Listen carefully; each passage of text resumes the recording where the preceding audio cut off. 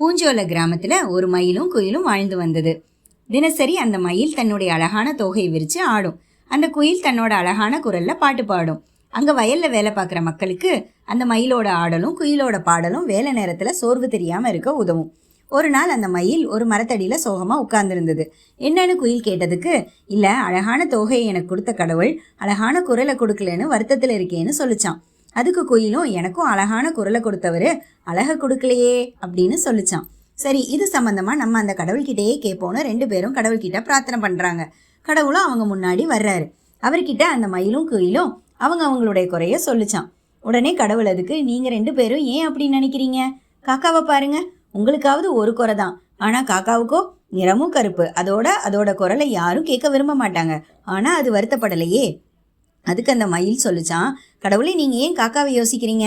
கிளியை பத்தி யோசிங்க, அதுக்கு மட்டும் எல்லாமே நிறைவா கொடுத்துருக்கீங்களே.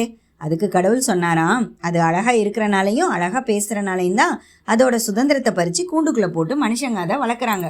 உனக்கு அழகான குரலையும் குயிலுக்கு அழகையும் கொடுக்கறதுல எனக்கு எந்த பிரச்சனையும் இல்லை. ஆனா உங்களுடைய சுதந்திரத்தை தொலைக்க நீங்க ரெடியான்னு கேட்டாராம். ஐயோ, சுதந்திரம் இல்லாம வாழவா? கேட்கவே பயமா இருக்கு. வேணாம் கடவுளே, எங்களுக்கு இதுவே போதும்னு மயிலும் குயிலும் சொல்லிருச்சான். கடவுளோட படைப்புல என்னைக்குமே குறைவில்லைங்க. நமக்கு தேவையானது நம்ம கிட்டையும் மற்றவங்களுக்கு தேவையானது மற்றவங்க கிட்டையும் இருக்கிறது தானங்க அழகு.